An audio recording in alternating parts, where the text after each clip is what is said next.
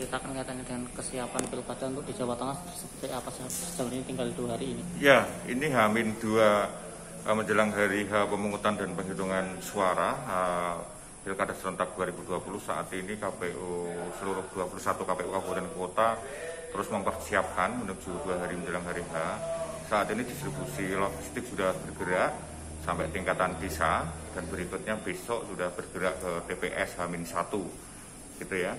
Terus kemudian kesiapan untuk terus bimbingan teknis ya kaitannya dengan aplikasi Sirekap, dan hari ini terus kita pantau gitu ya, harapannya nanti besok sudah 100% seluruh TPS itu bisa aktivasi terkait dengan Sirekap tersebut. Berikutnya juga adalah soal bagaimana kami memantau nanti di hari H terkait dengan pemungutan dan penghitungan suara. Seperti diketahui bersama bahwa semua harus sesuai dengan protokol kesehatannya. Maka kami tidak terus berhenti-henti, tidak ada henti-hentinya. Kami terus menyampaikan kepada jajaran penyelenggara pemilu, khususnya di tingkatan KPPS, betul dalam hal pelayanan pemilih harus betul-betul menggunakan standar protokol kesehatan yang ada. Kalau di Jawa Tengah itu yang menjadi perhatian khusus kabupaten kota mana, Pak? Sebenarnya semua sama Mas, semua kita perhatikan 21 kabupaten kota. Kami terus supervisi, monitoring agar seluruh pelaksanaan pilkada ini patuh terhadap regulasi yang ada. Kalau sejauh ini kendala-kendala yang dihadapi oleh KPU dan teman-teman sampai ke bawah seperti apa?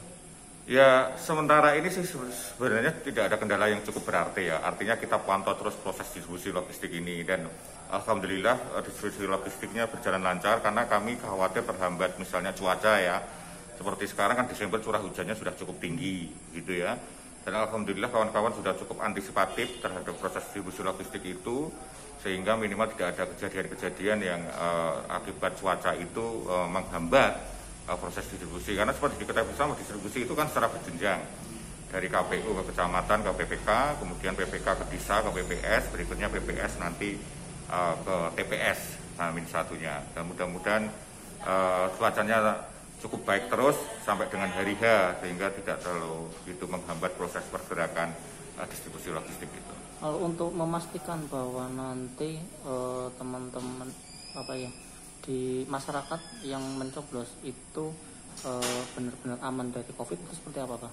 Ya, kita terus sosialisasikan kepada publik bahwa di TPS nanti akan kita terapkan standar protokol kesehatan secara ketat.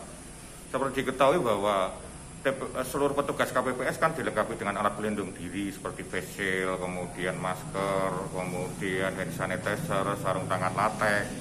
Pun begitu pemilih sebelum datang ke TPS kan juga ditermokkan terlebih dahulu untuk suhu tubuhnya. Berikutnya cuci tangan pakai sabun. Berikutnya setiap pemilih kita berikan sarung tangan sekali pakai. Dan pemilih juga harus memakai masker, gitu ya. Terus berikutnya secara berkala di lingkungan di dalam TPS itu kita semprot disinfektan secara rutin ya, secara berkala. Berikutnya jumlah yang antri untuk memilih di dalam TPS pun juga harus menjaga jarak. Physical distancing pun begitu juga dengan petugas KPPS. Berikutnya tinta juga sudah tidak dicelupkan lagi, tetapi ditetesin pakai pipet, gitu ya. Itu bagian-bagian dari standar protokol kesehatan yang diterapkan di TPS, maka pemilih tidak perlu lagi khawatir untuk datang ke TPS. Dan kita terus sosialisasikan itu kepada masyarakat, kepada pemilih. Gitu ya. Katanya dengan teknis nanti untuk pencoblosan, terutama untuk pemilih yang dikarantina, itu seperti apa, Pak? Ya, justru itu. Nanti kan kita harus bekerjasama dengan gugus tugas, khususnya untuk melayani pemilih yang sedang menjalani isolasi ya, karena COVID-19. Tentu keterbatasan misalnya baju hazmat itu kan di setiap TPS juga kita sediakan, namun satu. Mekanismenya adalah KPPS nanti didampingi oleh saksi, oleh pengawas TPS dan gugus tugas untuk mendatangi pemilih yang sedang menjalani isolasi itu. Tentu yang nanti akan membantu lebih adalah gugus tugas, gitu ya, karena yang tahu betul tentang protokol kesehatan. Maka kami bekerjasama dengan gugus tugas, dengan dinas kesehatan agar menempatkan personil gugus tugasnya di setiap TPS, Jadi sehingga nanti kalau ada pelayanan pemilih yang terkait dengan isolasi mandiri karena positif COVID-19 itu bisa kami layani secara maksimal gitu ya. Karena yang paham COVID ini apalagi berhadapan dengan pemilih yang kebetulan positif itu kan yang paham betul adalah gugus tugas. Nah, untuk memastikan bahwa nanti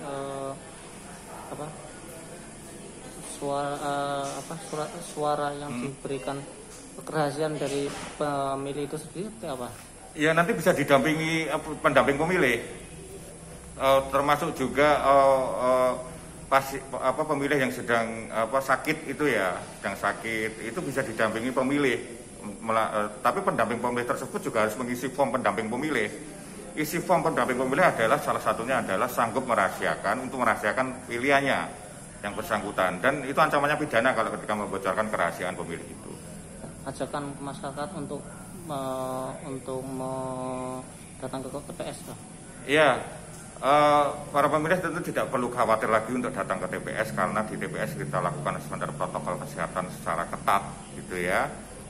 Insya Allah di pilkada ini meski masih dalam situasi pandemi COVID-19 belum selesai, tetapi TPS yang kita dirikan, yang kita selenggarakan itu TPS yang aman, nyaman, dan sehat gitu ya. Yang endingnya pilkada selamat, pilkada sehat, pilkada selamat untuk semuanya.